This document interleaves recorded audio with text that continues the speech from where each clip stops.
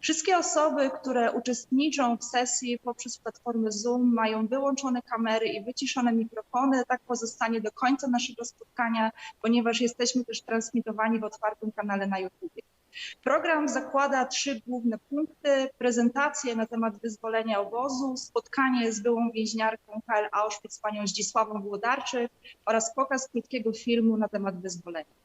O otwarcie oficjalne naszej sesji proszę dyrektora Międzynarodowego Centrum Edukacji Auschwitz i Holokauście, pana Andrzeja Kocużyka.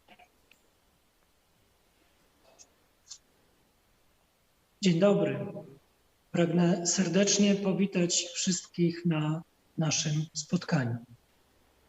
Kilka dni temu po raz pierwszy w historii miejsca pamięci obchody rocznicy wyzwolenia odbywały się w przestrzeni wirtualnej. Dzisiaj ja w imieniu całego zespołu Międzynarodowego Centrum Edukacji o Auschwitz i Holokauście witam się z ponad 1000 uczestników tego spotkania. Witam się z naszej nowej siedziby, nowej pierwszej stałej siedziby, budynku tak zwanego Theatergebäude. Mam nadzieję, że niebawem spotkamy się w nim realnie, fizycznie. Szanowni Państwo, jesteśmy tutaj na granicy pomiędzy miejscem pamięci, obozowymi barakami, ogrodzeniem, a światem współczesnym z jego zagrożeniami, wyzwaniami, codziennym strachem i obawami. Pragniemy zmierzyć się i z jednym, i z drugim. Dzisiaj chcemy w sposób specjalny zmierzyć się ze słowem wyzwolenie. Co oznaczało to słowo dla ofiar, co oznaczało dla tych, którzy byli pierwszymi świadkami, którzy byli wyzwolicielami. Jakie treści niesie to słowo dla nas teraz? Szanowni Państwo, uczymy o cierpieniu, uczymy o tej tragedii po to, by takich tragedii już nie było. Po to, by tego cierpienia nie było już teraz. Szanowni Państwo, życzę udanej, satysfakcjonującej sesji. Dziękuję.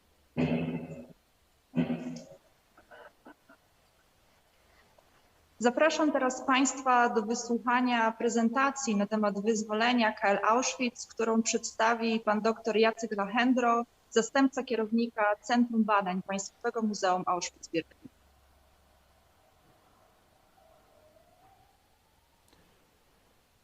Dzień dobry, witam Państwa. Nazywam się Jacek Lachendro. Dzisiaj chciałem przedstawić prezentację, krótki wykład na temat ewakuacji i wyzwolenia KL Auschwitz. Ponieważ czas mojego wystąpienia jest ograniczony, dlatego na wstępie chciałem przeprosić, że niektóre kwestie w trakcie tego wykładu będą poruszone w sposób skrótowy. Obóz koncentracyjny Auschwitz, niemiecki obóz koncentracyjny Auschwitz został założony w 1940 roku. 4 lata później, w lecie 1944, obóz ten osiągnął już szczyt swojego rozwoju, zarówno pod względem terytorialnym, jak i liczby osadzonych więźniów. W 3 zasadniczych częściach obozu Auschwitz, widocznych tutaj na tym zdjęciu lotniczym, a więc w obozie macierzystym w Birkenau i w obozie Monowitz, a także w kilkudziesięciu podobozach, w tym czasie około 40 rozrzuconych głównie na terenie Górnego Śląska, więzionych było ponad czy około 105 000 osób, więźniów zarejestrowanych w obozie, do tego jeszcze około 30 000 kobiet, więźniarek niezarejestrowanych, głównie Żydówek, przebywało w obozie Birkenau. W lecie 1944 roku z jednej strony już obóz osiągnął szczyt swojego rozwoju i więźniowie wykonywali niewolniczą pracę na rzecz gospodarki niemieckiej, na rzecz SS, ale w tym samym czasie w centralnej Polsce armia sowiecka osiągała sukcesy militarne i dotarła już do linii rzeki Wisły i tu na południe, w stronę Karpat, mniej więcej do linii rzeki Wisłoki. W linii prostej od obozu Auschwitz, gdybyśmy posuwali się na wschód, żołnierze sowieccy zatrzymali się około 200 kilometrów.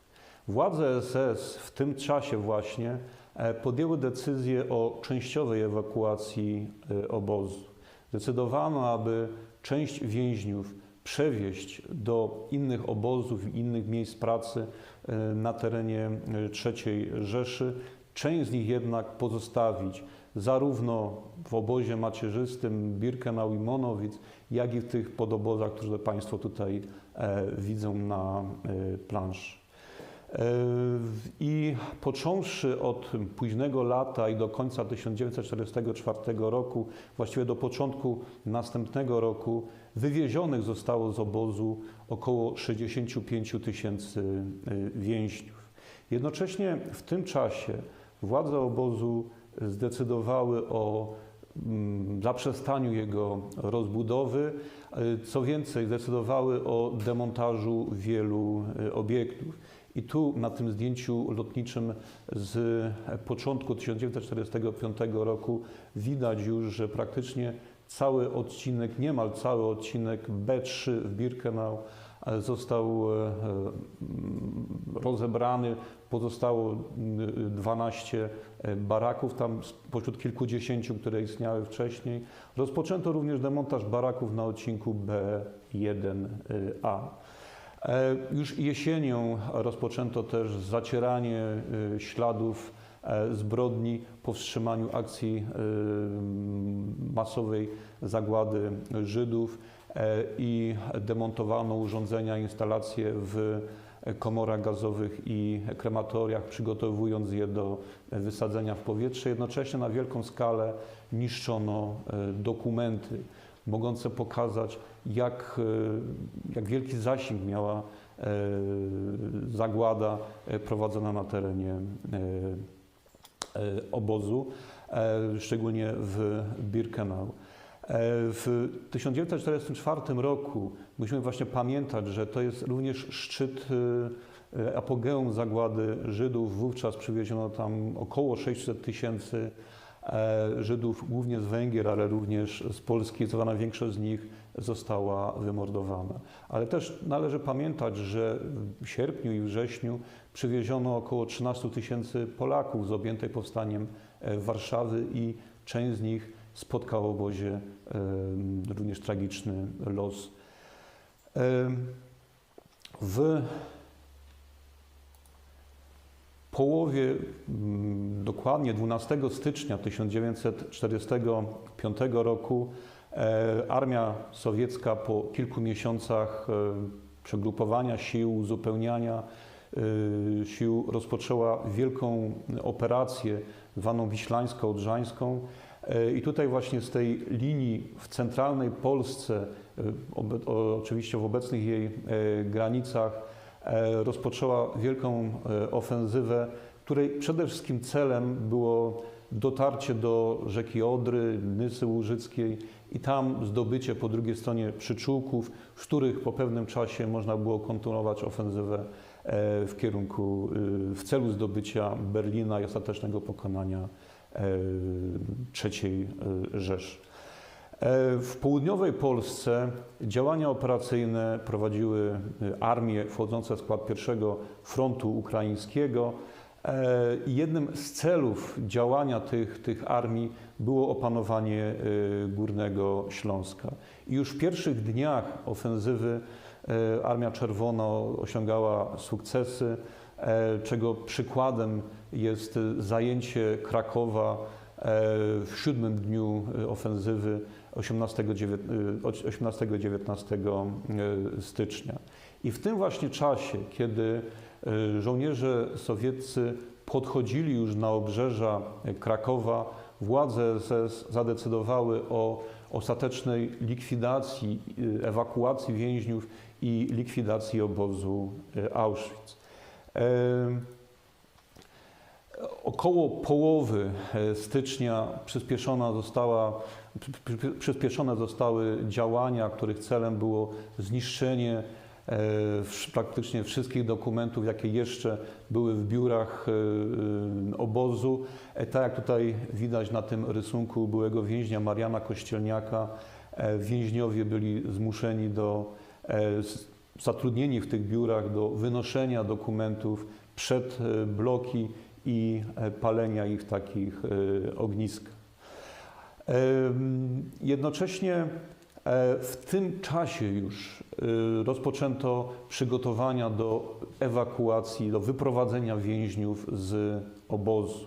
I tu również na tym rysunku w tle po lewej stronie widać kolumnę więźniarską przygotowaną do wymarszu. Ostatni apel, czy ostatnie apele w całym kompleksie Auschwitz odbyły się 17 stycznia i wówczas w obozie przebywało około 67 000 więźniów.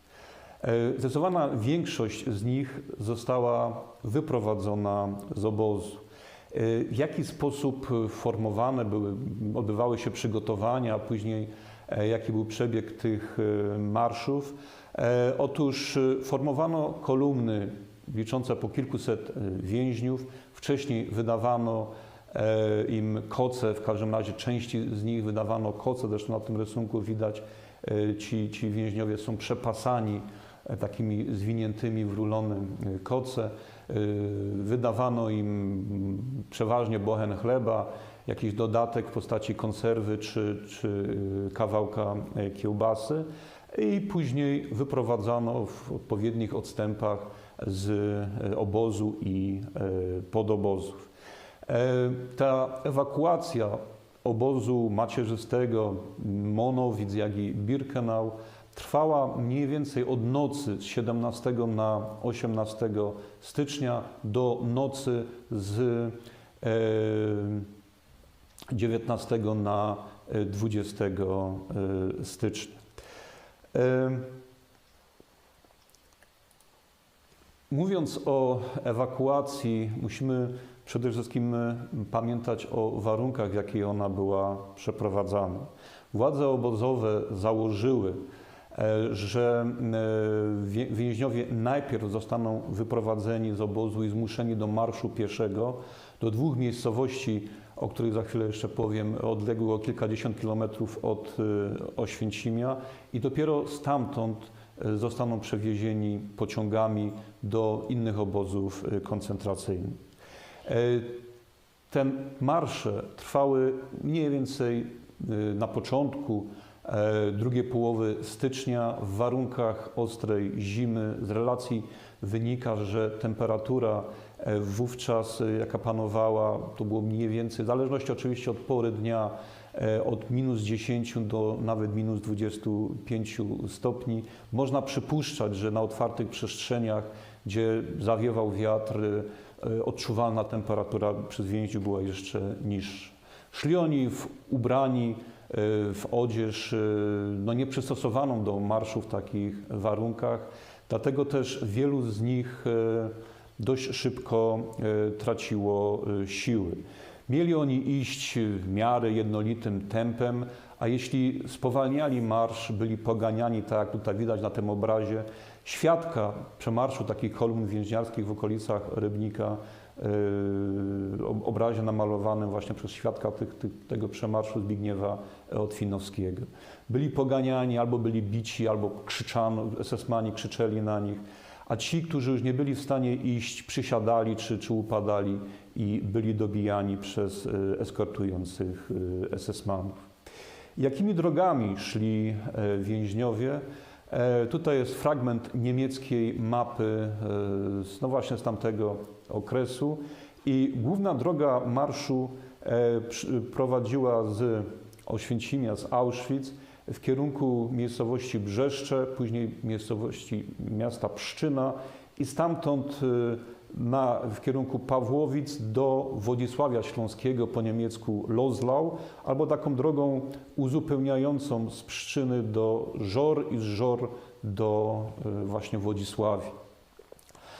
Druga trasa i tą trasą przeszli więźniowie przede wszystkim z obozu macierzystego, większość więźniów z obozu Birkenau i z kilku podobozów. Druga trasa prowadziła z Auschwitz, z Oświęcimia w kierunku Starego Bierunia, Mikołowa do miasta Gliwice, Gleiwitz po niemiecku. I tamtędy szli więźniowie z obozu Monowic, część więźniów z Birkenau, a także z kilku podobozów. Tu jest ta sama trasa przedstawiona w dość takim schematycznym ujęciu, a więc droga z Auschwitz poprzez Pszczynę do Wodzisławia, która liczyła około 63 km i z Auschwitz czy właściwie z Monowic do Gliwic przez Mikołów około 55. Tą pierwszą trasą przeszło około 25 tysięcy więźniów, tą drugą co najmniej 14 tysięcy, prawdopodobnie nieco więcej. Pozostali więźniowie z podobozów szli innymi drogami. Taką najdłuższą trasę, jedną z najbardziej tragicznych w skutkach, czy marsz, jeden z najbardziej tragicznych w skutkach, odbyli więźniowie z podobozu Neudax w Jaworznie. Około 3200 więźniów zostało wyprowadzonych 17 stycznia i oni przeszli tę drogę cały czas idąc, maszerując poprzez Blachownię Śląską, podobóz Blechhammer, który tam istniał, do Gross-Rosen, około 250 km. Część z nich zmarła, czy została zamordowana po drodze. Przemarsz tych kolumn więźniarskich, czy to do Wodzisławia, czy to do Gliwic, trwał mniej więcej około 1,5 doby, 2 doby i w czasie tego przemarszu więźniowie byli zatrzymywani na krótkie postoje i jeden nocleg. Najczęściej wybierano jakieś duże gospodarstwa rolne gdzieś znajdujące się w pobliżu drogi, tak aby móc tam umieścić więźniów w zabudowaniach gospodarczych, w stajniach, w oborach, jakichś szopach. I tu jest zdjęcie takiego folwarku, takiego gospodarstwa w Jastrzębiu Zdroju przed Wodzisławiem. Tak jak wspomniałem, w trakcie marszu w bardzo trudnych warunkach pogodowych wielu więźniów dość szybko traciło siły. Z relacji wynika, że wielu z nich, czy część z nich była już tak po przebyciu kilkudziesięciu kilometrów osłabiona, że nawet nie mieli siły nieść chleba, tych bochenków tego chleba, który otrzymywali na drogę i nawet starali się go pozbyć, aby zrzucić ten niepotrzebny balast. Niestety wielu z nich albo umierało, opadało z sił, umierało po drodze, ale większość z nich była mordowana przez eskortujących SS-manów. To jest taki wymowny, dość wstrząsający rysunek byłego więźnia Jerzego Brandhubera, pokazujący taki krótki epizod właśnie w czasie Marszu Śmierci, gdzie więzień upada i nie ma już dalej siły iść i ginie po drodze.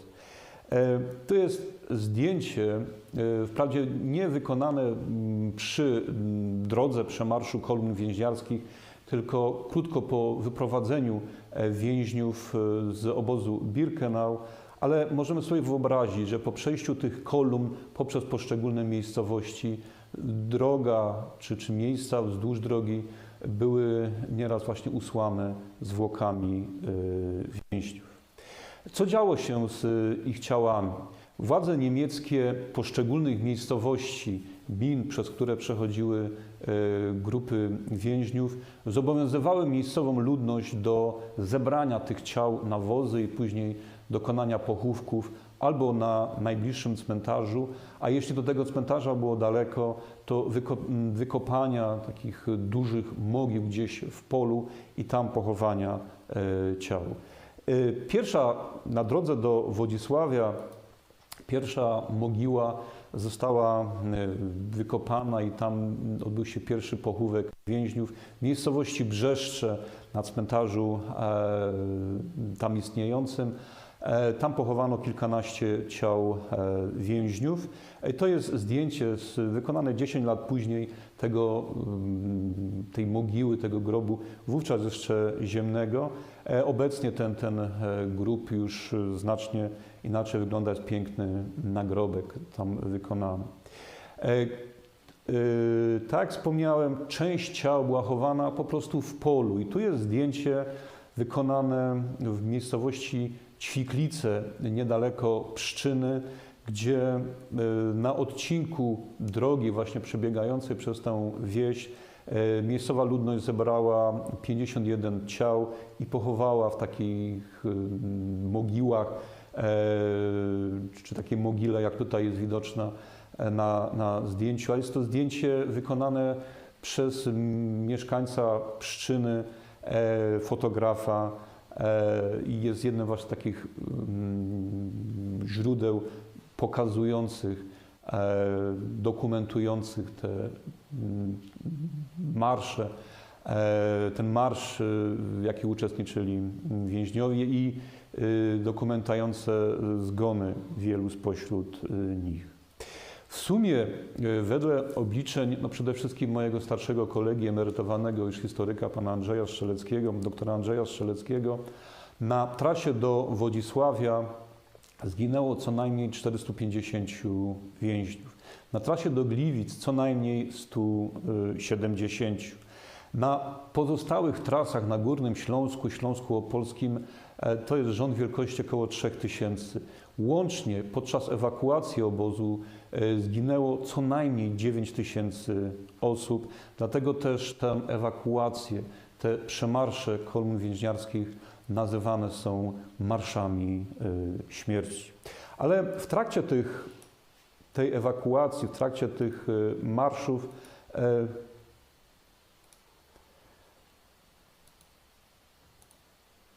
część więźniów podejmowała próby ucieczki. Nie wiemy dokładnie, ile mogło być, prawdopodobnie kilkuset. Tu chciałem Państwu pokazać dwie osoby, dwie więźniarki, które uciekły w czasie ewakuacji. Jedną z nich jest widoczna na zdjęciu pisarka, poetka polska żydowskiego pochodzenia, Sonia Landau, która w obozie przebywała pod fałszywym nazwiskiem imieniem i nazwiskiem Krystyna Żywulska. Na kolejnym slajdzie widzicie Państwo kolejną byłą więźniarkę, później znaną pisarkę Sewerynę Szmaglewską. Zdjęcie wykonane w obozie wyżej, a niżej zdjęcie powojenne. Pierwsza z nich, właściwie obydwie, krótko po wojnie napisały wspomnienia z Auschwitz i należą te ich wspomnienia właściwie do kanonu literatury obozowej, literatury wspomnieniowej. Krystyna Żywulska napisała, publikowała książkę wielokrotnie wznawianą pod tytułem Przeżyłam Oświęcim, a Seweryna Szmaglewska Dymy nad Birkenau. Co działo się dalej z więźniami, którzy dotarli do Wodzisławia czy do Gliwic? Byli oni ewakuowani do obozów, przewożeni do obozów koncentracyjnych w Rzeszy pociągami. Ale pociągami złożonymi z wagonów odkrytych, zwykle służących do transportu węgla. I tak jak tutaj widzicie Państwo na tym zdjęciu czy na kolejnym, to są kadry z filmu wykonane ukrytą kamerą przez pracownika kolei w Kolinie na terenie Czech. I te figurki takie widoczne na wagonach to więźniowie otuleni kocami. Także po tym niesłychanie trudnym marszu kolejny etap to był przejazd i to prawdopodobnie jeszcze w trudniejszych warunkach, w warunkach silnego mrozu. Jeszcze to poczucie zimna zmagane było przez wiatr czy ten pęd powietrza podczas przejazdów pociągów i w efekcie w wielu przypadkach wielu więźniów zmarło, zamarzło podczas przejazdów kolei. Podróż trwała przeważnie kilka dni. Wydłużała się jeszcze w sytuacjach, gdy pociąg przyjechał do danego obozu, a tam kierownictwo tego obozu nie chciało przyjąć więźniów, ponieważ już ten obóz był przepełniony, jak to miało miejsce z transportami do Mauthausen. Później byli przewożeni do Buchenwaldu. Tam też niektóre transporty nie zostały przyjęte i trafiali więźniowie do innych obozów. Tak jak powiedziałem, w trakcie tej ewakuacji zginęło co najmniej 9 tysięcy, na pewno było więcej, ale co najmniej 9 tysięcy więźniów, to jest udokumentowane przez historyków. Maksymalna liczba, jaka mogła być tych, którzy zginęli, to 15 tysięcy. Do obozów trafiło ponad 40 tysięcy więźniów. Ale w tym czasie, kiedy trwała ewakuacja, na terenie kompleksu obozowego Auschwitz i w Birkenau, i w Monowitz, i w obozie macierzystym pozostało jeszcze w sumie i w kilku podobozach pozostało w sumie około 9 tysięcy więźniów. W Birkenau przebywali oni na 2 odcinkach tego obozu. Mężczyźni na odcinku B2F, kobiety z dziećmi na odcinku B2E. Mężczyźni przebywali również w obozie macierzystym i w Monowicach.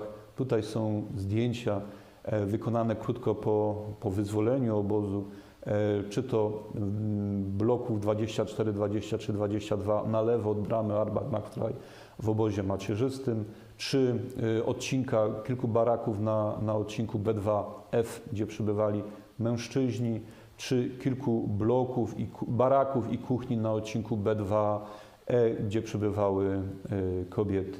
No i wreszcie tutaj jeszcze mamy zdjęcie baraków w obozie Monowitz.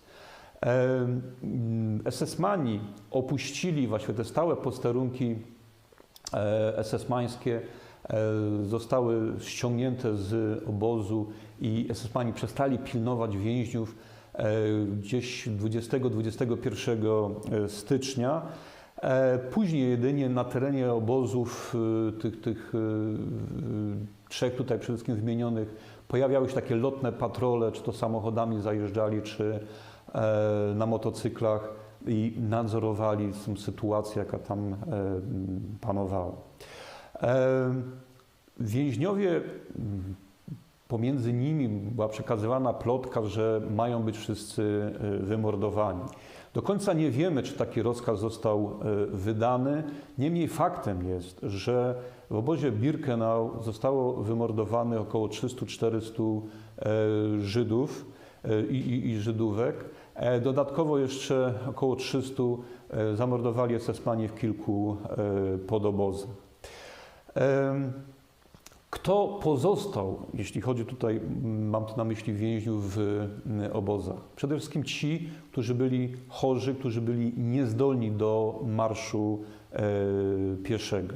Ale pośród nich zostali również ci, którzy zachowali jeszcze jakąś kondycję, resztki kondycji fizycznej i albo po prostu bali się tej ewakuacji, gdzieś ukryli się, albo podjęli tę decyzję świadomie. To przeważnie byli członkowie jeszcze obozowego personelu medycznego ze szpitali, którzy stwierdzili, że należy pozostać i w dalszym ciągu opiekować się chorymi.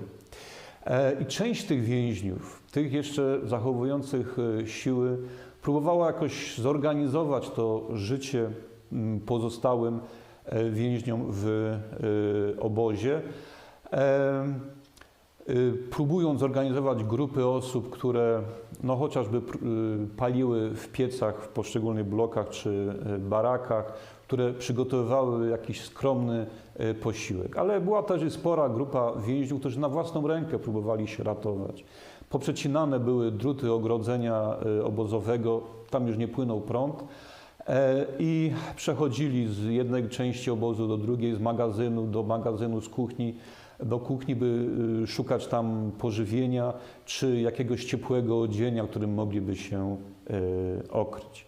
I wszyscy oni oczekiwali na nadejście Armii Czerwonej, bowiem wiedzieli, że ta ofensywa się zbliża, a wraz z upływem kolejnych dni coraz bardziej było słychać odgłosy no właśnie tych działań wojennych z kierunku wschodniego.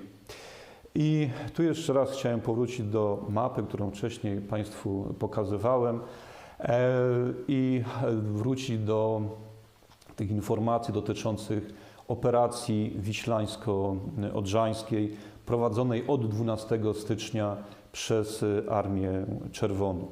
Tak jak powiedziałem, w południowej Polsce, na Kielecczyźnie, w Małopolsce operacje bojowe prowadziły jednostki I Frontu Ukraińskiego, szczególnie tutaj 60. Armia, która na południowym skrzydle frontu prowadziła działania. Z tych strzałek, które tutaj Państwo widzą, widać, że te jednostki miały zadanie dotarcie do Odry, zdobycie chociażby Wrocławia, ale też i w drugim etapie prowadzenia operacji okrążenie Górnego Śląska i zdobycie, zajęcie okręgu przemysłowego, tych fabryk, hut, kopalń, które tam się znajdują. I właśnie te jednostki I Frontu Ukraińskiego miały dokonać okrążenia Górnego Śląska, a na południu, jak wspomniałem, prowadziły działania jednostki 60. Armii. I w pasie działania 60. Armii znalazł się Oświęcim z całym tym kompleksem obozu koncentracyjnego. Już w okolicach 26, właściwie nie w okolicach, 26 stycznia żołnierze 100. Dywizji, która wchodziła w skład 60. Armii, dotarli na obrzeża Oświęcimia i kolejnego dnia kontynuowali działania. Oświęcim jako taki, teren wokół Oświęcimia nie był silnie broniony przez jednostki niemieckie. Tutaj operowała 545. Dywizja Grenadierów Ludowych. Jej zadaniem w zasadzie było opóźnianie marszu oddziałów sowieckich, ponieważ na Górnym Śląsku znaczna część jednostek niemieckich znalazła się, czy groziło okrążenie i Niemcy starali się wyprowadzić z tego grożącego im pełnego okrążenia jak najwięcej jednostek, więc zadanie niemieckie to było opóźnienie marszu 60. Armii po to, aby wycofać jak najwięcej żołnierzy niemieckich. I żołnierze niemieccy właśnie z tej dywizji Grenadierów Ludowych prowadzili kontrataki przy wsparciu czołgów po to, żeby opóźnić ten marsz, ale nie stawiali jakiegoś silnego oporu. I 26, tak jak wspomniałem, stycznia żołnierze 100. Dywizji Strzeleckiej dotarli na obrzeża Oświęcimia. 27 stycznia ich działania były kontynuowane i w efekcie żołnierze 100. Dywizji przed południem 27 stycznia weszli na teren podobozu Monowic, wyzwolili tam około 600 więźniów. W okolicach południa, godzin południowych i wczesnych popołudniowych przeszli praktycznie bez walki przez miasto Oświęcim, dotarli w okolice dworca kolejowego. Tam Niemcy stawili im niewielki opór. Po przełamaniu tegoż oporu żołnierze 100. Dywizji dotarli do obozu Birkenau, weszli na jego teren około godziny 15:30 i przynieśli wolność tam oczekującym na nich więźniom. Około 5000 osób mogło tam jeszcze wówczas przebywać, troszeczkę może mniej. Działania 100. Dywizji były, czy we współdziałaniu z 100. Dywizją działali żołnierze 322 Dywizji Strzeleckiej, która przeprawiła się przez rzekę Sołę i właśnie po południu dotarła na teren obozu macierzystego.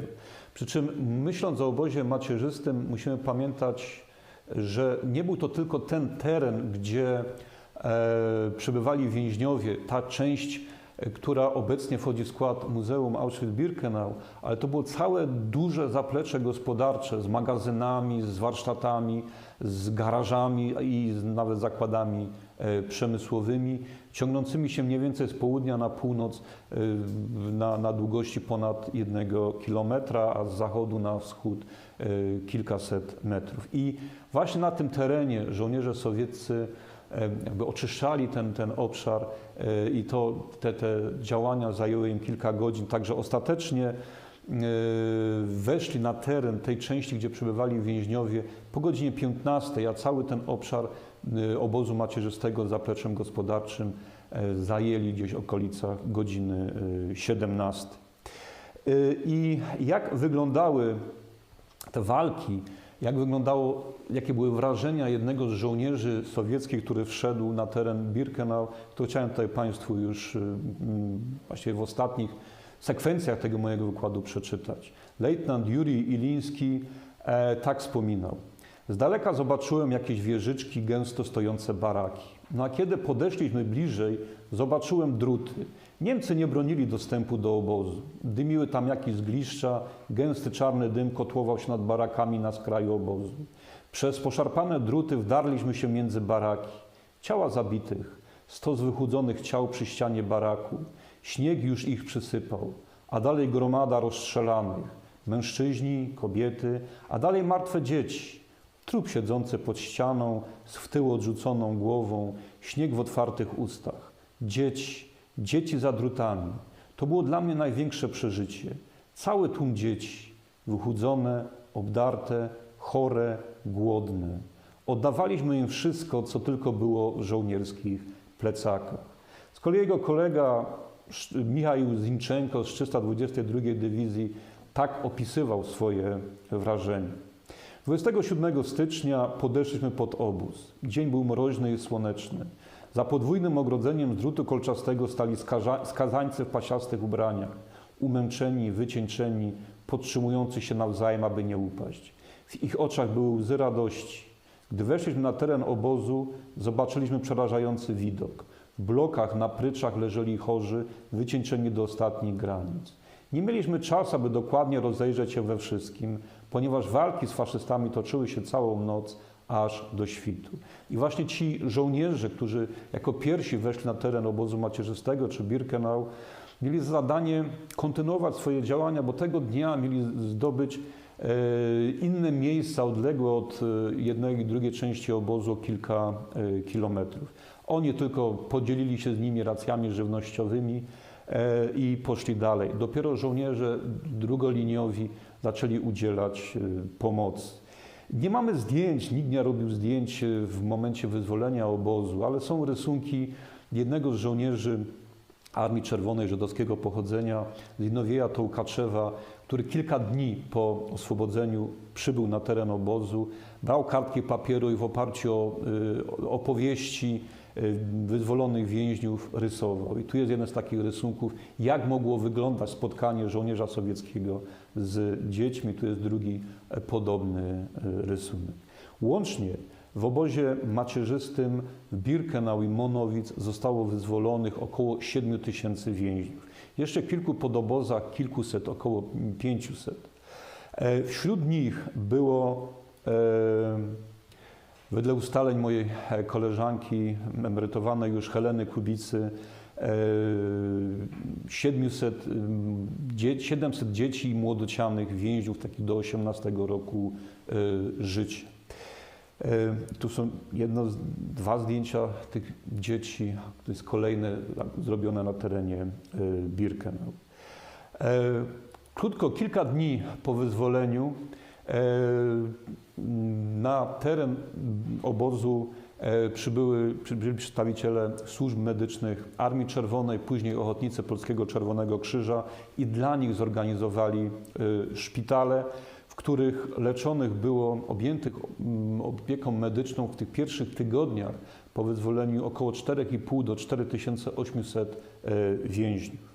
Ale była też i grupa osób, grupa wyzwolonych, którzy zachowali jeszcze resztki sił i oni bardzo szybko opuszczali obóz, tak jak tutaj na tym zdjęciu grupa kobiet, i kierowali się, jeśli mogli wracać, Polacy czy polscy Żydzi do domów, to wracali, ale w większości kierowali się do Krakowa i tam otrzymywali pomoc ze strony polskich instytucji, organizacji charytatywnych czy służb Armii Czerwonej.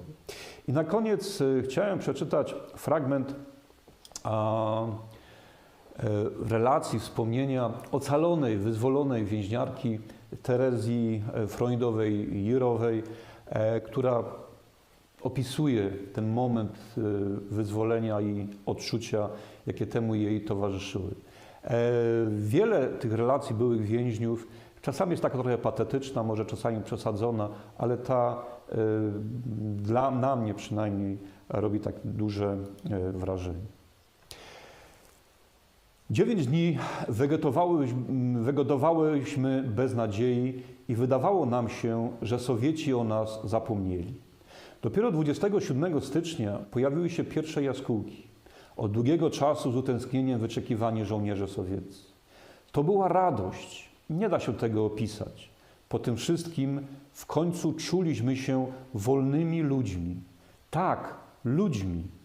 Do tej pory mianowicie mieliśmy od esesmanów stempel mniej wartościowych.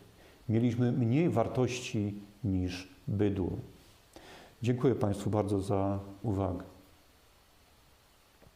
Bardzo dziękuję panu doktorowi za prezentację. Zapraszam teraz Państwa na krótką przerwę. Spotykamy się tutaj ponownie o godzinie 10 na spotkaniu z byłą więźniarką Auschwitz, panią Zdzisławą Włodarczyk. Witam wszystkich po przerwie. Przechodzimy już do kolejnego punktu programu, którym jest spotkanie z byłą więźniarką Auschwitz, panią Zdzisławą Włodarczyk. Rozmowę poprowadzi pani dr Maria Martyniak z Centrum Edukacji Państwowego Muzeum Auschwitz-Birkenau. Oddaję panią głos.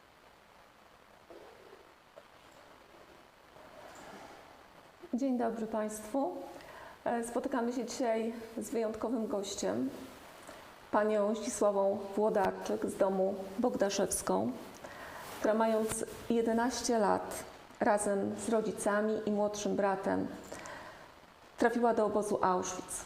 Było to w sierpniu 1944 roku, w pierwszych dniach po wybuchu Powstania Warszawskiego.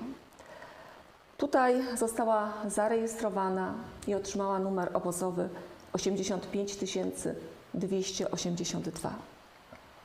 Pani Zdzisławo, proszę nam powiedzieć, jak to się stało, że trafiliście do Auschwitz? Wiadomo, 1939 rok była wojna. Miałam 6 lat, jak wybuchła wojna. Życie, mieszkaliśmy całą rodziną w Warszawie. Życie w okupowanym mieście, początki, brak chleba, brak wody. Mieszkaliśmy blisko wodociągów, kolejki za wodą, zburzone domy, szyby powybijane. Ludzie z wędrówki uciekali z Warszawy, wyjeżdżali, wracali do niej z powrotem. A miasto się paliło jeszcze. To były pierwsze miesiące, które jako dziecko patrzyłam, co wojna przynosi. W 1940 roku rozpoczęłam szkołę. Była najpierw w piwnicach. Czy to suteryna była, tylko przez małe okienka widać było niemieckie buty, jak pilnowali nas. Często nam szkołę zmieniali. To były pierwsze dni, pierwsze miesiące życia. Zaczęły się aresztowania. Zaczęli wyrzucać Żydów z mieszkań. Utworzono getto. Zaczęły rozstrzeliwać ludzi na ulicy. My, dzieciaki, widzieliśmy to. Słyszeliśmy o opowiadaniu rodziców. Tak żeśmy automatycznie żyli stanem wojennym, w takim okresie w czasie wojny. W 1943 roku wybuchło powstanie w getcie. Lud żydowski zbuntował się, ale trwało to tylko miesiąc. Zburzone domy, spalone tę część miasta. Ja jeszcze nie wspomniałam o bombardowaniach, jakie były w mieście, w Warszawie, może w całej Polsce, ale to, co odbieraliśmy w Warszawie. Żyliśmy tym i żeśmy przygotowywali się, że będzie opór, że młodzi wyjdą na ulicę. W naszej rodzinie mieliśmy działkę i łęty z kartofli, z grochowinę wysuszoną do worków, żeby w piwnicy, jak byśmy, tak jak w czasie bombardowań, wszyscy do piwnicy i żeśmy na czym mieli siedzieć, przetrzymać te parę dni. 1 sierpnia 1944 wybuchło powstanie. Nasze powstanie. Mnie nie zostało z młodszym bratem w domu. Byliśmy w sklepie. Dla nas to powstanie trwało tylko może niecałe 10 dni, bo 9 czy 10 sierpień kroczyli umundurowani żołnierze z granatami w ręce, z karabinem przygotowanym, karabinami maszynowymi do rozstrzeliwań. Z krzykiem z piwnicy wyganiali nas.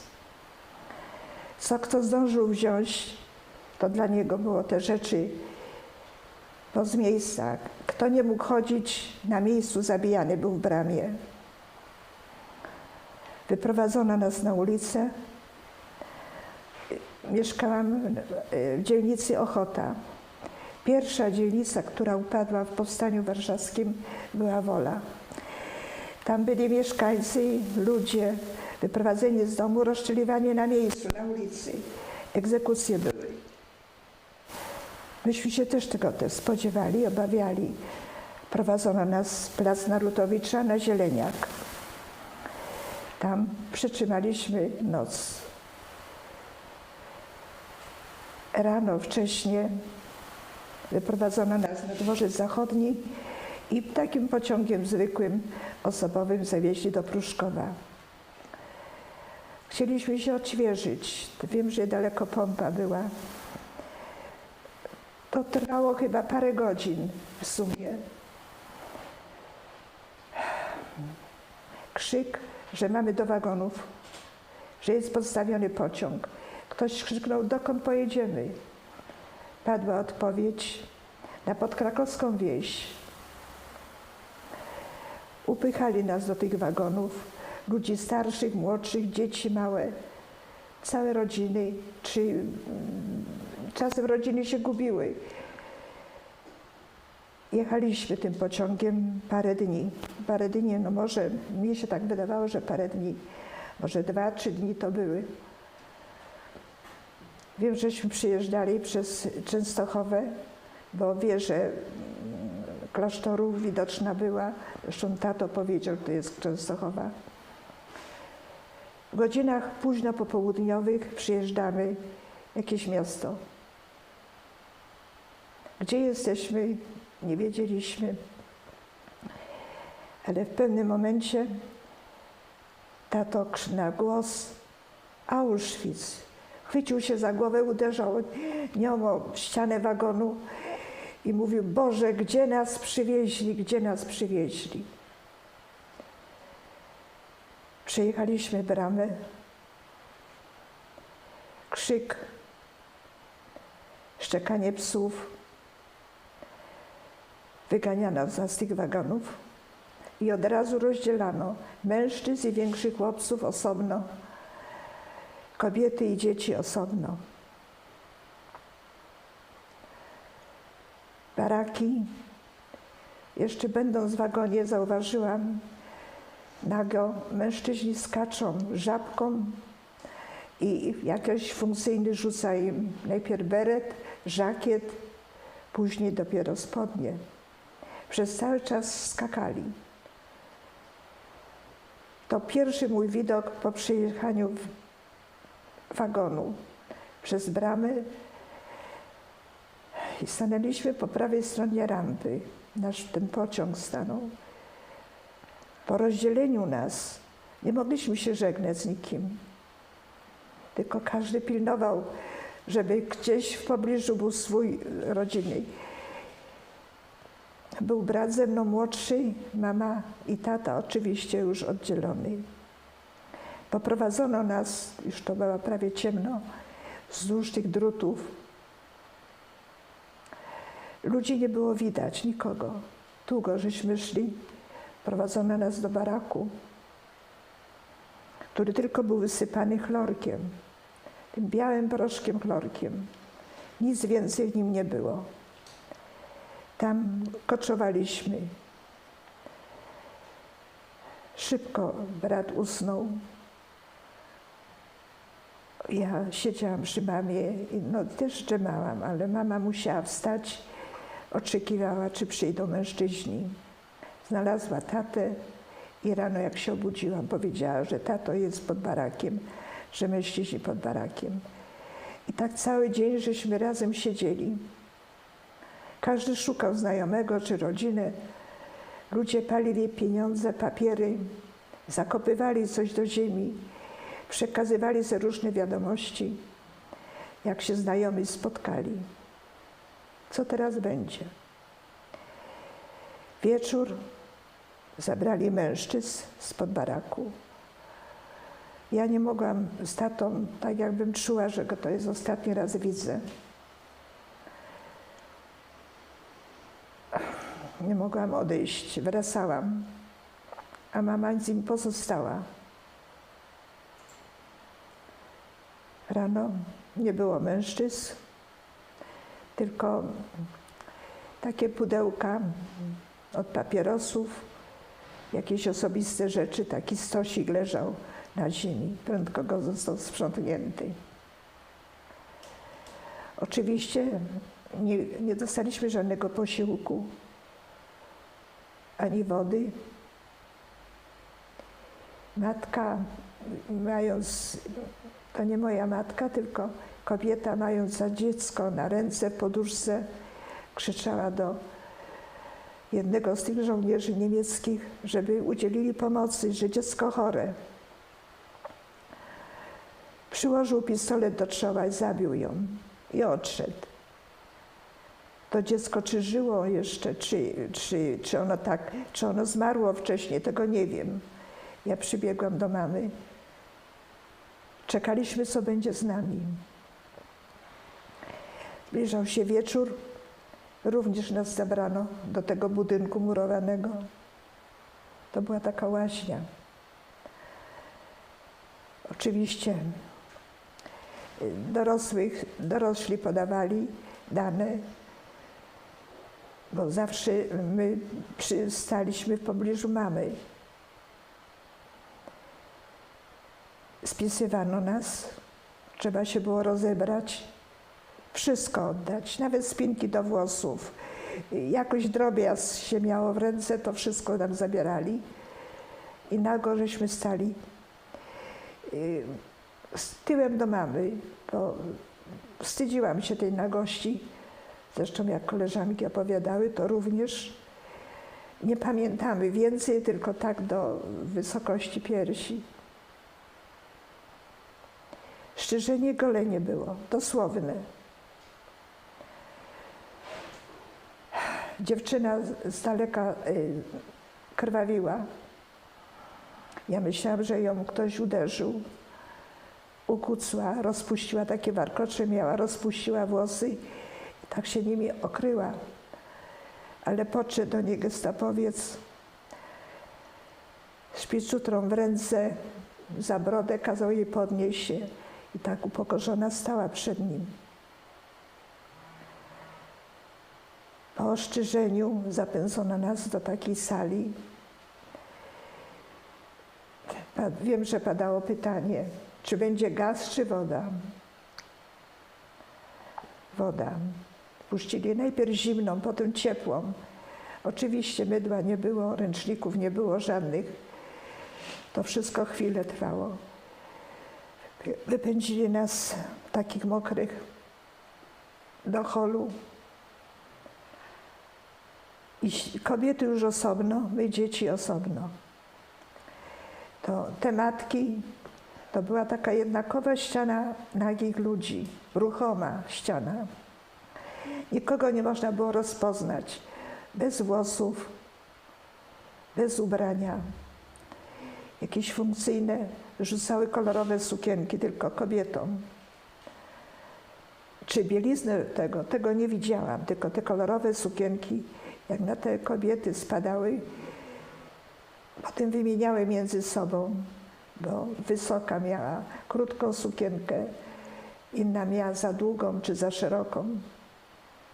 Nam, dzieciakom, po takim odwszaniu, czy jak to się nazywa tam, dezynfekcji, dano niby nasze własne rzeczy, ale nie wszystkie.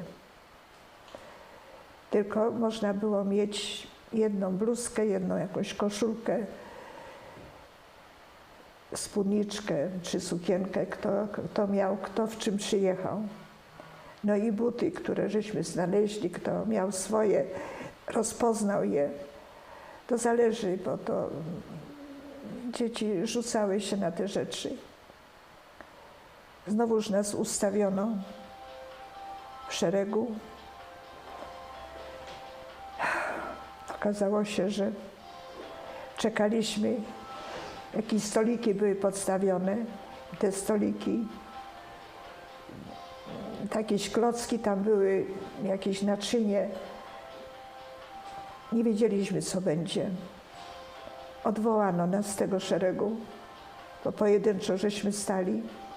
Powiedziano, że musimy jeszcze poczekać.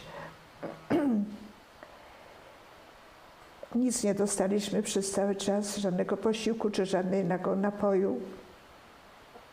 I ponownie nas ustawili i w ten czas nam dali takie szmatki z czerwonym winklem, literą P, z numerem.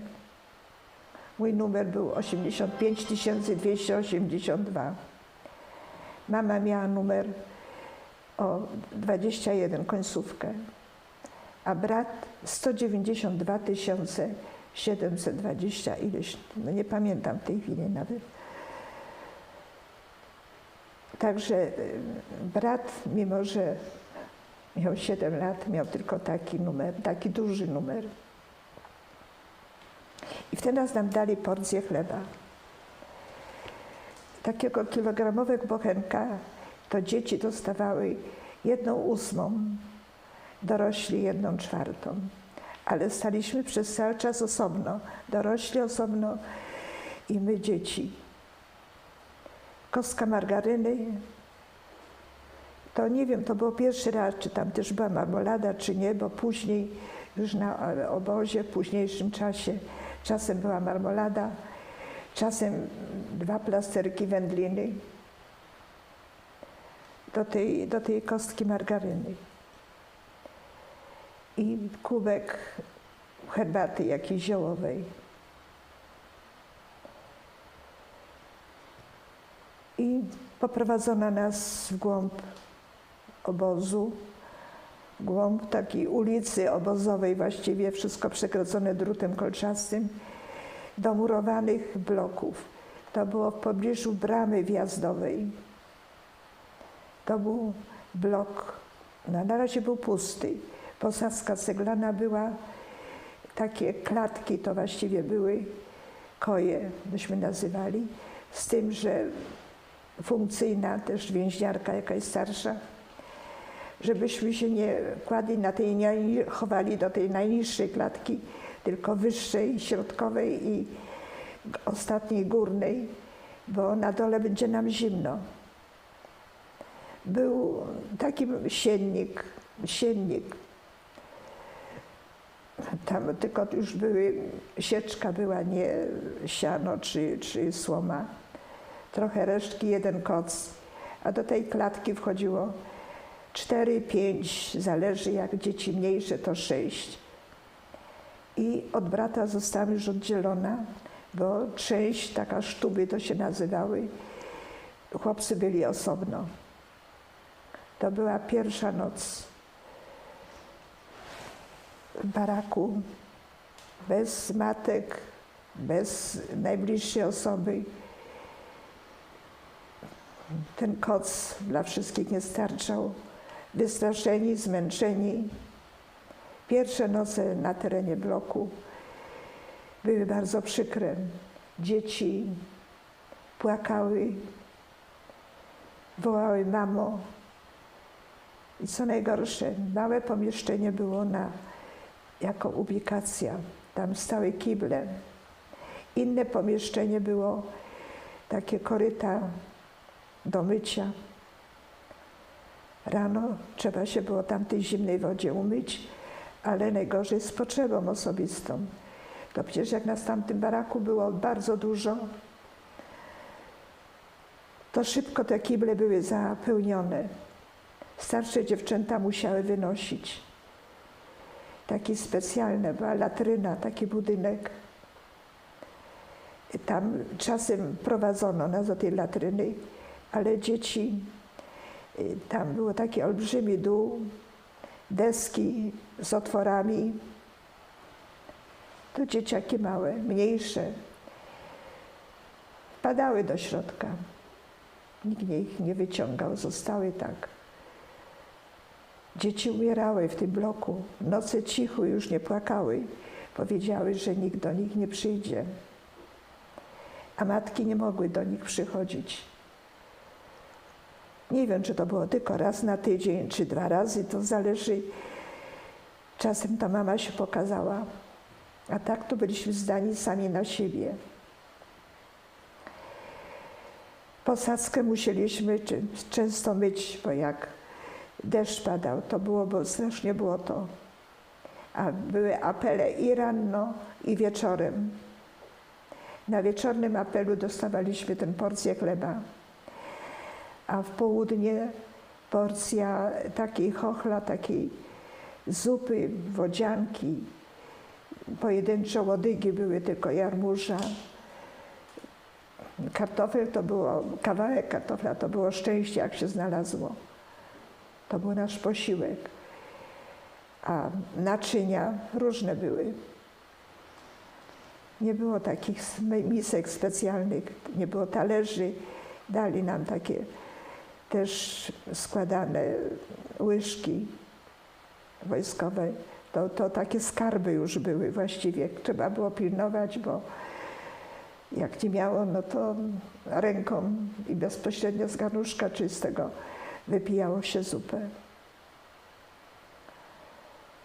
Najgorzej było, jak po dzieci nie były bardzo małe, takie do 3 lat chyba, i kobiety ciężarne, które też w transporcie z nami jechały, to były na osobnych barakach.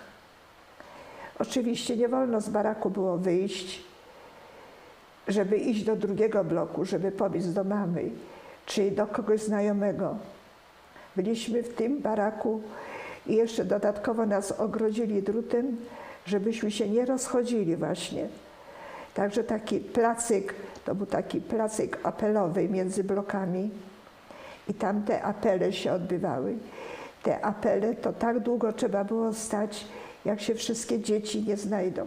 A dzieci mniejsze przecież zaczęły chorować.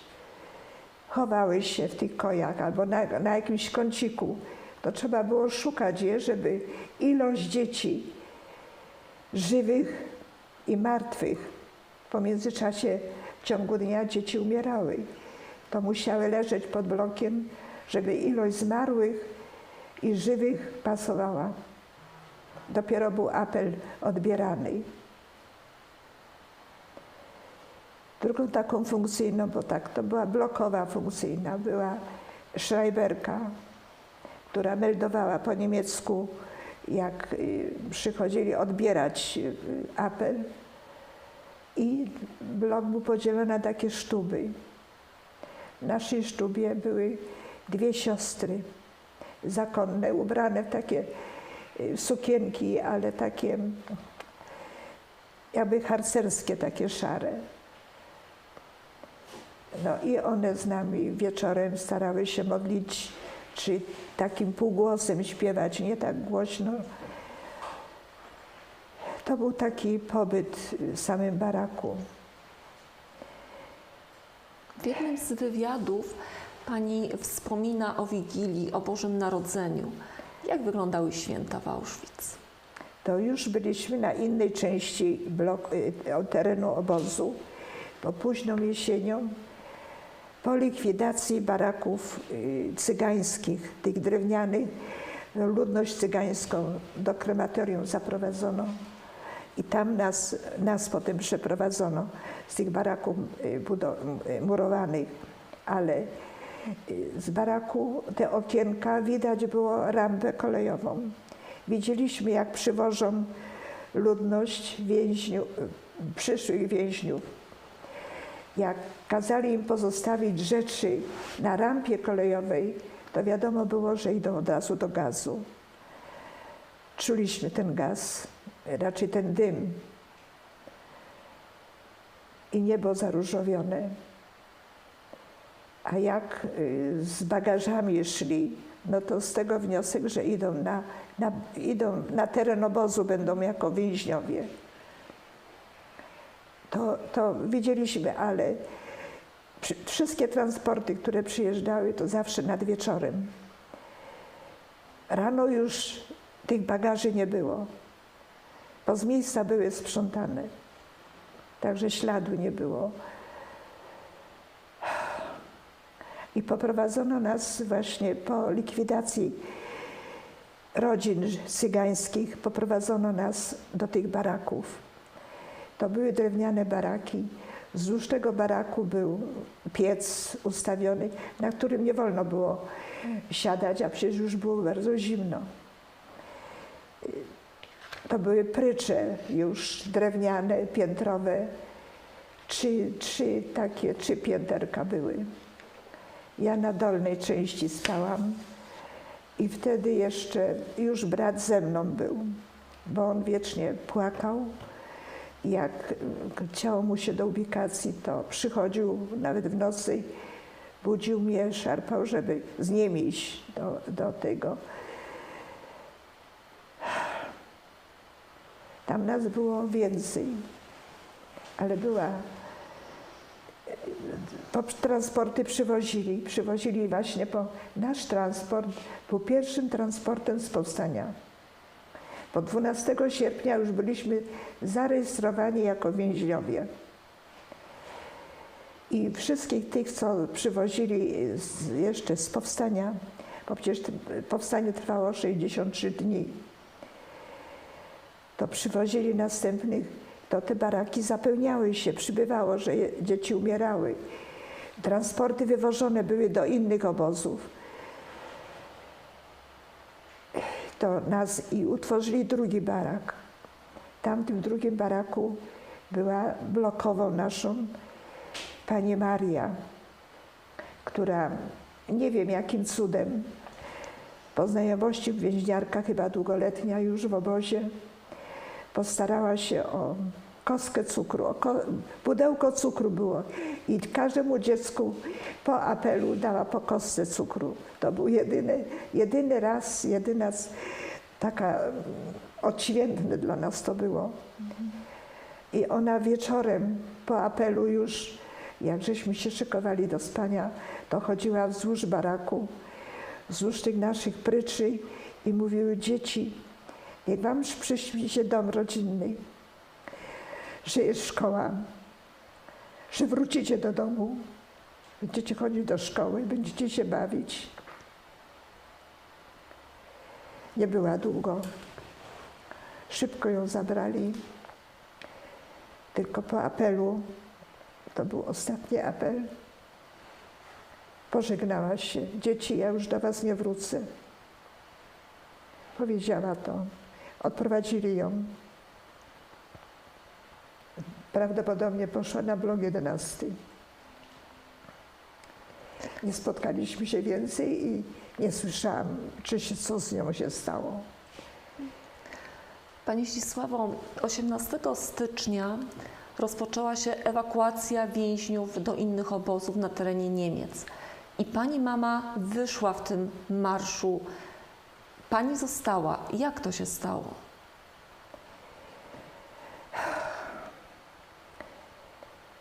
Też wiadomo było, że więcej transportów już było wywożonych. Matki z jednym dzieckiem. Ja też pamiętam, że była jakaś komisja i ktoś mi powiedział, że na mamy bloku jest selekcja kobiet. Wieczorem pobiegłam do tego bloku, bo to się zawsze odbywało w jakoś takich godzinach późniejszych, ciemno było. Zdążyłam tylko zauważyć nago, nie rozpoznałam mamy, bo stały wszystkie kobiety nago. W kitlu chodził jeden, drugi i tylko widziałam, że przegląda. Ale usłyszałam skrzyp jakiegoś wozu, kół i wróciłam się od tego bloku. Bo chciałam wiedzieć, co z mamą. Także nie wiedziałam, czy została zabrana, czy nie. Co z tymi kobietami zrobiono? Czy było to szykowanie do transportu, czy nie wiem. Myśmy się schowali do jakiegoś z bratem, bo oczywiście brat wszędzie ze mną biegał. Schowaliśmy się do jakiegoś budyneczku, też taki barak drewniany, tylko inny. I tam ukusunęliśmy do taką dużą skrzynią. Okazało się, że pod ten barak, pod ten budynek podjechało przez więźniów ciągnięty taki duży wózek. Wóz taki właściwie to był. I otworzyli ten barak, a tam to była trupiarnia. I ci więźniowie, to takie komando specjalne, ci więźniowie brali te zmarłe osoby za ręce i za nogi, jak kłody drzewa, i na ten wóz rzucali. No to dosłownie żeśmy się nie ruszali, żeby żadnego nie rozpoznali, bo to były ciemne, nie były oświetlone na szczęście. Oni odjechali i myśmy dopiero potem wrócili do baraku. Kiedyś wiedzieliśmy, że coś będzie się działo, bo magazyny były, papiery były palone, magazyny były likwidowane. Taki niepokój był, było słychać częściej, że salwę armatnie, że front się zbliża. No i któregoś dnia dali nam większe porcje chleba, podwójne. Na taki większy plac nas wszystkich wyprowadzono, ale barakami musieliśmy stać. Mama zorganizowała, bo tak to się nazywało na terenie obozu. Może za margarynę, może nie wiem, czy za chleb. 1,5 koca. Więc ja miałam, nie pamiętam, czy ja miałam cały koc, a brat pół koca. Tak nam przewiązała przez skos i staliśmy na tym mrozie, na śniegu, na dworze, czekając, co dalej. Ale nie pamiętam, czy mama ten koc miała też na sobie, ale chyba tak. Bo zależy, gdzie pracowała, w jakim komandzie. Nie wiem, w jakim komandzie pracowała. Tak w pobliżu starała się przy nas, myśmy się tak kręcili koło mamy w tym czasie. No i rozkaz wymarszu. I już ustawieni byliśmy blokami, że wcześniej szły kobiety, mamy szły przed nami. Ja nie pamiętam numer bloku, w którym mama była, w tych drewnianych barakach. i nas za kobietami ustawiono. Oczywiście też piątki. I wyruszyliśmy. To w takim kierunku byliśmy na tym lagrze cygańskim, tej części, to tamtego, bliżej tego lasku, z drugiej strony od wjazdu bramy. To była drugi koniec tego obozu chyba. I w tamtym kierunku żeśmy szli. Też taka brama była do przejścia. Jakiś funkcyjny, starszy więzień, mężczyzna, brata przegonił z tego naszego, że nie nadaje się do marszu. Ja chciałam zawołać do mamy, że zbliża się, że brat zostaje. Doskoczył do mnie żołnierz niemiecki, który szedł w pobliżu. Uderzył mnie bardzo silnie w twarz, że ja aż się odkręciłam się i ukucłam. No i wszyscy mnie mijali automatycznie. I tak czułam, że jakby trochę mniej było osób, wyskoczyłam z tego szeregu i pobiegłam do brata, przecież go nie zostawię samego. I tak żeśmy, garstka dzieciaków, tam stanęliśmy. Nikt jakoś szczęście miałam, że mnie nikt nie zawrócił i zostałam z bratem na terenie obozu. Mama nie wiedziała, że myśmy zostali. Na którymś tam postoju, potem kiedyś po wojnie mama powiedziała, że szukała nas. Nie spotkała mnie, powiedziała, że jak jestem ja, to i brat też będzie. Także była pewna, że myśmy zginęli po drodze. Bo kto usiadł, odpoczywał. Kto nie miał siły, chciał odpocząć, to zabijany był po drodze. Myśmy na tym terenie obozu zostali. Ludzie, co byli w tych szpitalach obozowych, to tak zwany rewir, głodni, bo przecież przez te dni, za czym wkroczyła armia radziecka, to nie było jedzenia, to były rozbijane magazyny. Kto się orientował, gdzie są? Brat od kogoś dostał więźnia, też tam wybiegł. 2 bochenki chleba przyniósł, 2 czy 3, spałam na nich i żeśmy ten chleb kruszyli, topili śnieg. Jakimś cudem ktoś starszy musiał podtrzymywać palenisko w tym piecu, żeby żar jakiś był. Bo nie tylko ja to robiłam, inni też tak robili. W tych puszkach, w tych garkach, jakie mieliśmy, to się topiło śnieg i ten chleb z tym śniegiem żeśmy jedli. Wiem, że ja też wyszłam, a miałam owrzodzoną wewnątrz, wyszłam na teren obozu. Ktoś mi dał główkę kapusty oszronionej, taka mała ta kapusta była, ale jeszcze bardziej głodna była więźniarka, nago, okryta tylko kocem i tą główkę kapusty wzięła i zaczęła jeść. Upadła u nóg, ja tak nad nią stałam. Ktoś mnie popchnął dalej. Poszłam dalej. Jakiś mężczyzna, więzień, położył mi tylko kartonik z kaszką kukurydzianą na małego. Z tym wróciłam do bloku. No i to był nasz posiłek. Wieczorem, w godzinach popołudniowych, wkroczyli Rosjanie. To był 27 styczeń.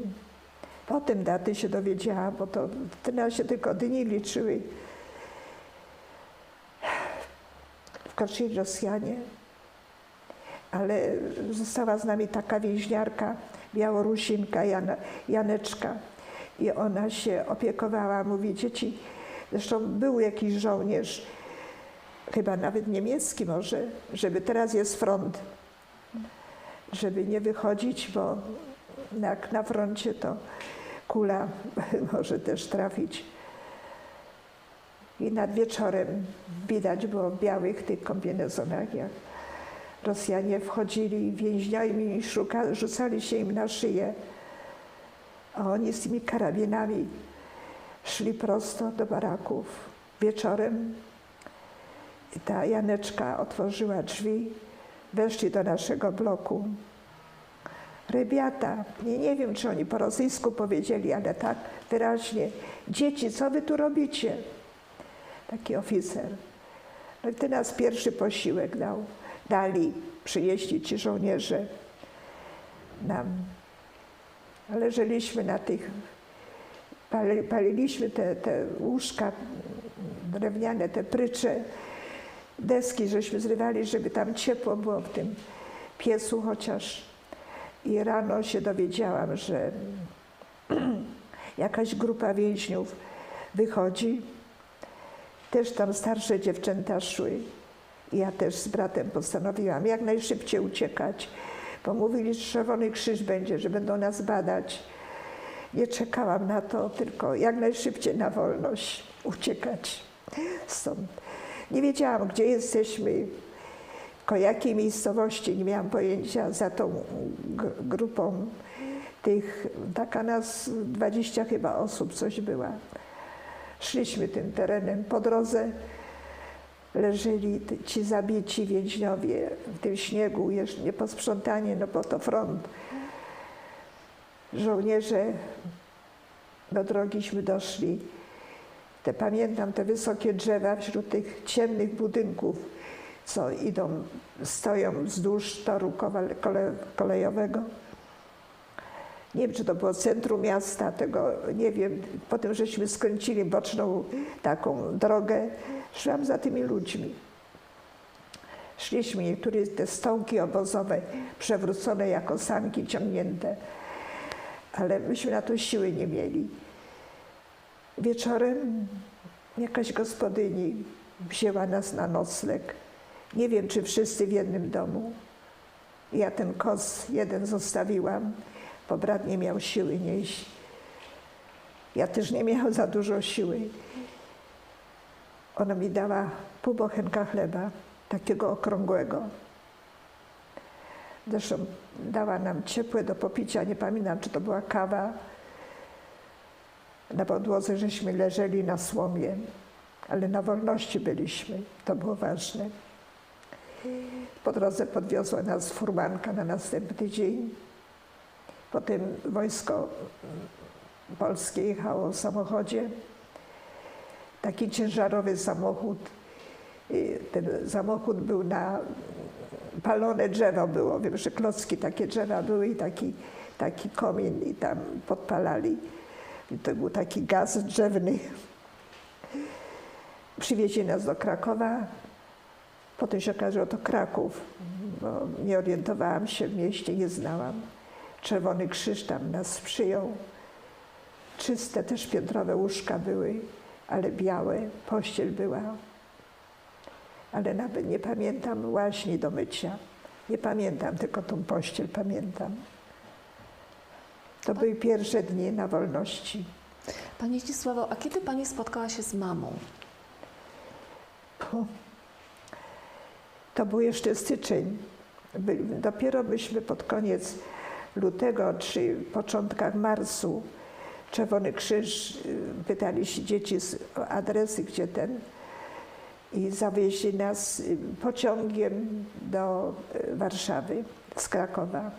Oczywiście dali nam wcześniej paczki żywnościowe. Był miód, smalec, bochenek chleba. My to raczej nie bochenek chleba, tylko bułka, ta weka, długa bułka. Tą bułkę żeśmy łamali i tak raz ze smalcem, raz miodem. Na zmianę, tak wszyscyśmy tak jedli, bo tak żeśmy łaknęli tego innego jedzenia. No, odchorowaliśmy to potem, większość nas. No, ale przyjechaliśmy do Warszawy, umieścili nas w takim domu opieki. No i spisywali. Ja się jeszcze pytałam o szpital, który był na Śliskiej w Warszawie, bo w Warszawie się w czasie wojny urodziła siostra. I czy ten szpital jest, czy nie? Nie było przecież telefonów, bo była chora. Także ona do obozu na szczęście się nie dostała. Uratowała się i była w domu małego dziecka Milanówku. Mama wróciła chyba koniec lipca czy początek sierpnia z obozu. Bo w tej wędrówce Wodzisławiu do transportu kolejowego zawieźli ich do Ravensbrück. No to różnych obozów wywozili. Mama się dostała Ravensbrück, Neustadt potem, ale była tak chora, że nogi popuchnięte miała i mówi, nie mogła chodzić. I co jej rzucili do jedzenia, tym przez to tylko przeżywa. Bo mówi, nie mogła chodzić w ogóle. I dopiero tak późno wracała do domu.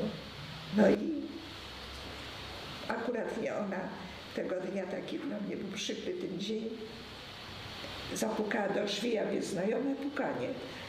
Ja wyskoczyłam, otworzyłam drzwi, bo rodzina zabrała nas, zresztą pamiętałam adresy rodzin, bo mnie tak uczono od początku, od 1939 roku, żeby jakbyśmy się rozdzielili, żeby gdzieś dać znać, że żyjemy. I rodzina przyjechała, zabrała nas z tego domu opieki, także byliśmy w domu i mamie te drzwi otworzyłam. To mama stanęła zdziwiona, że jesteśmy wcześniej. I jeszcze powiedziała mi, że siostra żyje.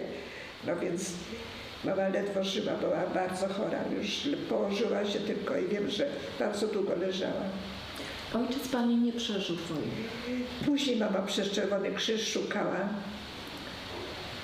Dopiero na następny rok, w 1946 roku, dowiedziała się, że tato zginął, bo wcześniej transportem był wywieziony z obozu do Flossenburg i tam w tym obozie zginął.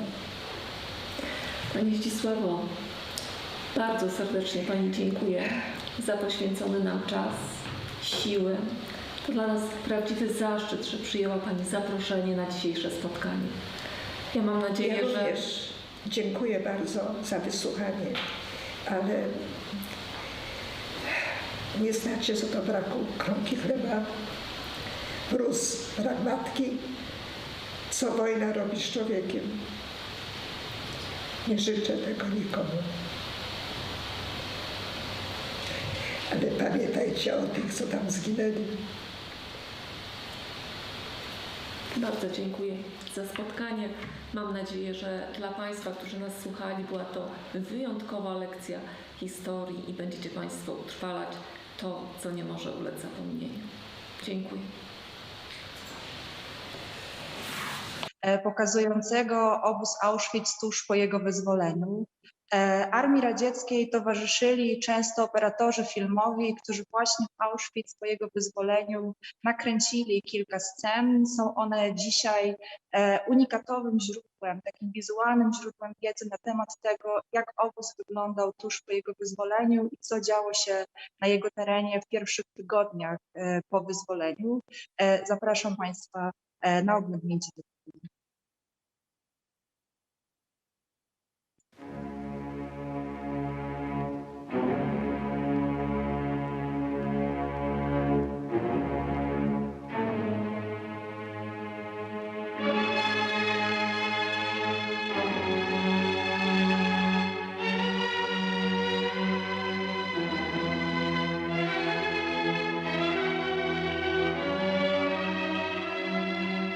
Przez 5 lat Europa żyła pod hitlerowskim terrorem.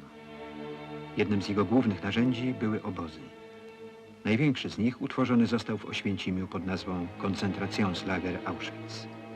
Powstał w 1940 roku jako obóz przeznaczony dla polskich więźniów politycznych, głównie członków ruchu oporu i inteligencji.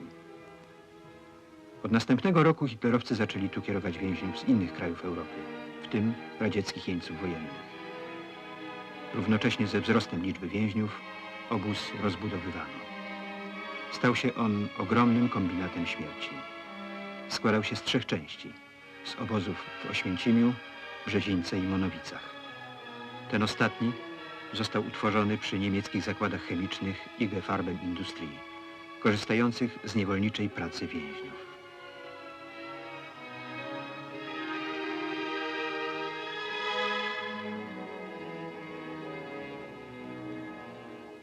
Więźniowie osadzani za drutami ginęli z głodu, wyczerpującej pracy, kar, tortur, eksperymentów, a także w wyniku egzekucji.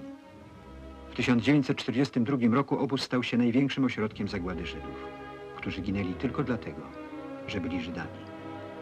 Większość z nich zgładzono w komorach gazowych w Birkenau natychmiast po przywiezieniu.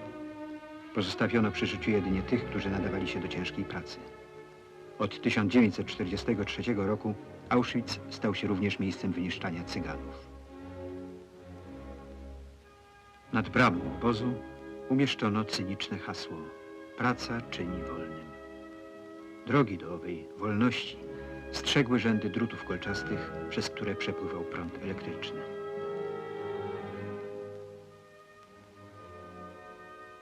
Więźniowie dzień w dzień pracowali ciężko pod nadzorem SS-manów.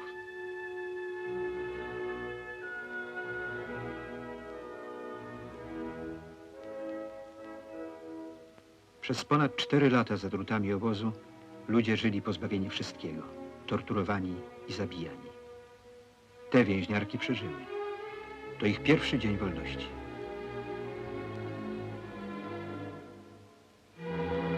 Helena Jabłońska, 73 lata. Olimpia Prusinowska, 69 lat. Stanisława Krzeczkowska, 54 lata. W obozie znaleziono fotografie tych, których hitlerowcy tutaj deportowali. Byli to Żydzi z całej Europy, którzy stanowili największą część ofiar, Polacy, Cyganie, Czesi, Jugosłowianie, Francuzi, Rosjanie, Białorusini i inni.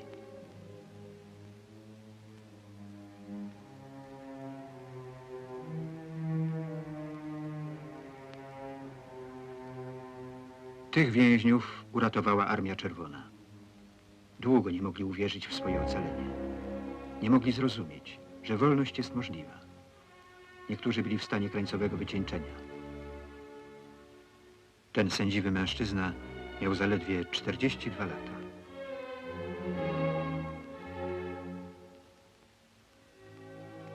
Bojana Taus z Jugosławii i maleńka Czeszka Katarzyna Berg.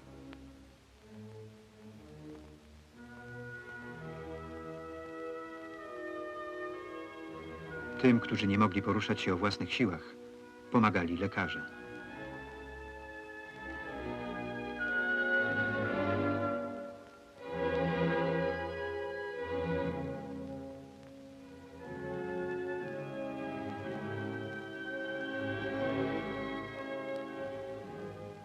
Wielu trzeba było wynosić.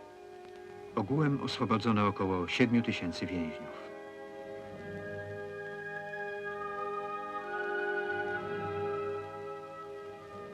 Wśród uratowanych znajdowała się rodzina członka rządu jugosłowiańskiego, doktora Ante Mandicza. Olga, Jowanka i Olek Mandiczowie. 8 miesięcy przeżyli w oświęcimskim piekle.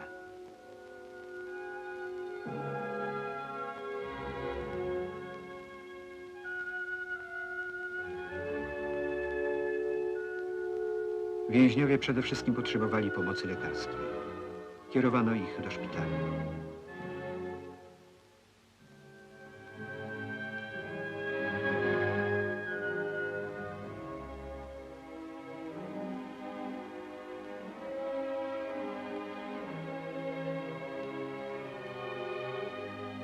Ta więźniarka, Katarzyna Unger, nie dożyła wolności. SS-mani zastrzelili ją podczas ucieczki.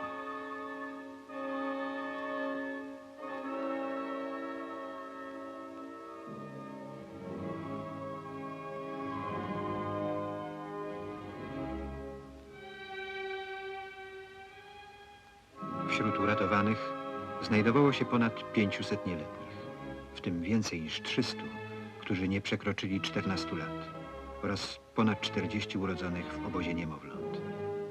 Dzieci pozostawiono głównie dla doświadczeń. Dokonywano na nich zbrodniczych eksperymentów lekarskich. Te zostały przy życiu, bo lekarzowi SS, doktorowi Mengele, do doświadczeń potrzebne były bliźnięta.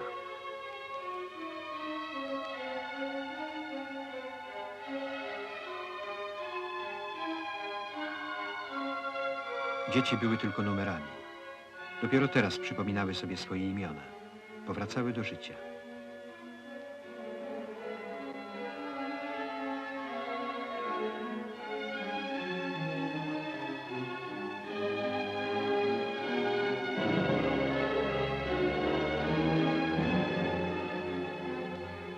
W opustoszałym obozie pozostały ślady hitlerowskich zbrodni.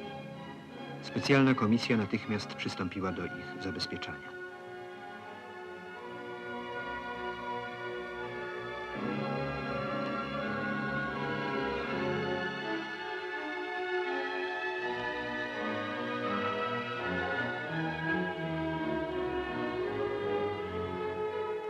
Naziści wybudowali 5 krematoriów z komorami gazowymi. Oto fragment pieca, w którym palono zwłoki.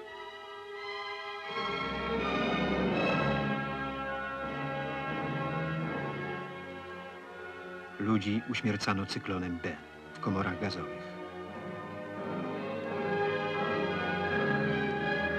To zestaw trucizn do wstrzykiwania w serce.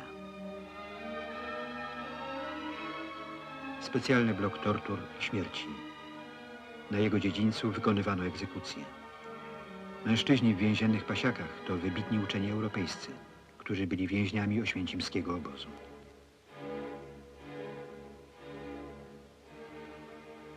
Profesor André Limousin z Uniwersytetu w Clermont-Ferrand we Francji. Profesor Bertolt Epstein, kierownik Kliniki Dziecięcej Praskiego Uniwersytetu. Profesor Paul Mansfeld, członek Węgierskiej Akademii Nauk. Dr Bruno Zygmunt Fischer, neuropatolog z Pragi.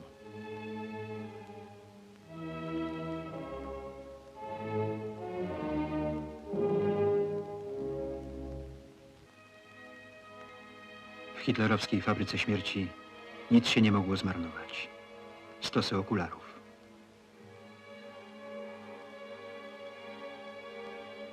Nawet używane szczoteczki do zębów, szczotki do odzieży, pędzle do golenia gromadzono do ponownego wykorzystania. Łupy oprawców przechowywane były w ponad 30 magazynach i wysyłane do III Rzeszy. Ogromne składy bielizny i odzieży. Kogo chciano obdarować koszulkami po zamordowanych niemowlętach? Komu miały służyć te dziecięce sukienki albo te stosy bielizny? W sumie znaleziono ponad 1 000 000 kompletów dziecięcej, kobiecej i męskiej odzieży.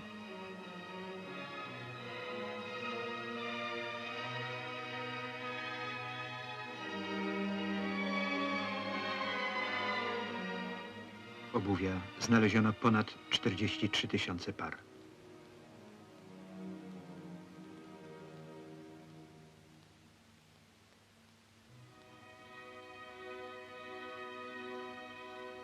Dentyści wyrywali zabitym złote zęby.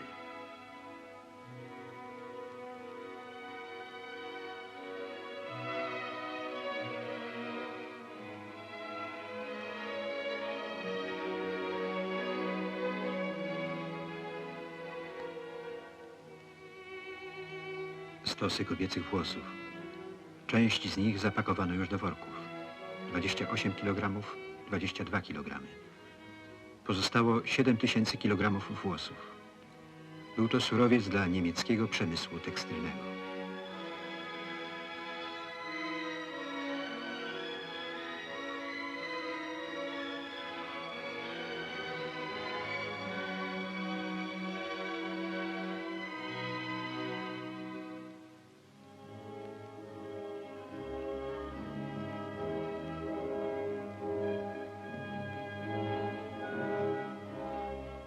Stosy walizek z nalepkami we wszystkich językach świata. Przywozili je głównie Żydzi, których oszukiwano, że jadą na nowe miejsce osiedlenia.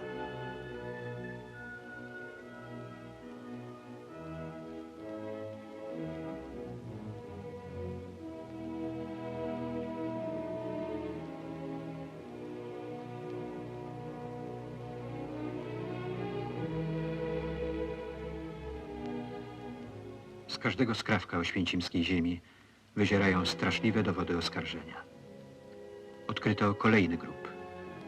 Tych ludzi nie zagazowano, nie spalono. Pomarli z głodu. Głód był narzędziem tortur i narzędziem mordu.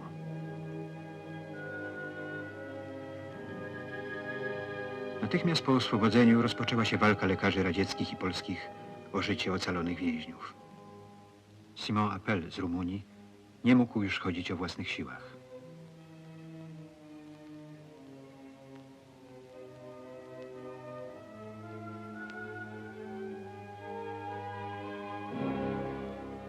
Dzieci miały odmrożone nogi. Tej czeskiej dziewczynce SS-mani kazali za karę stać boso na mrozie od rana do wieczora. Teraz należało zrobić wszystko, by ją uratować. W podobnej sytuacji był Paweł Szaps z Czechosłowacji. Na tych mężczyznach hitlerowscy lekarze przeprowadzali doświadczenia sterylizacji. Tej kobiecie wstrzykiwali do żył trujące substancje. Węgra Spał i Francuza Barolli lekarze SS zarazili bakteriami wywołujące wrzedzenia. Doświadczenia te miały wzbogacić hitlerowską wiedzę z dziedziny chirurgii. Chłopiec Brankel z Węgier podzielił się w obozie kawałkiem chleba z głodną sąsiadką.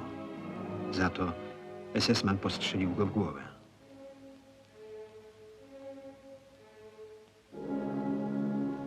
Ciała tych, którzy zginęli przed oswobodzeniem i tych, których nie udało się ocalić, pogrzebano w pobliżu obozu.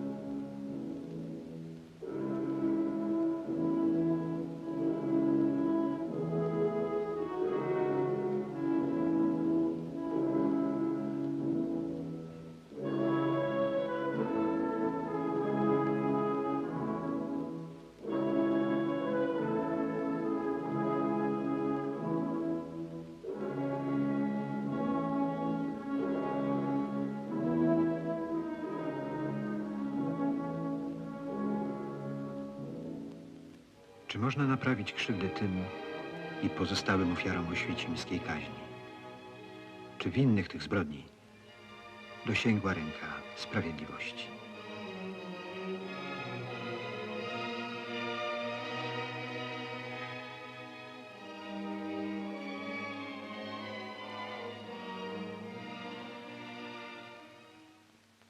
Utrwalać to, co może ulec zapomnieniu. Niech te słowa pozostaną z nami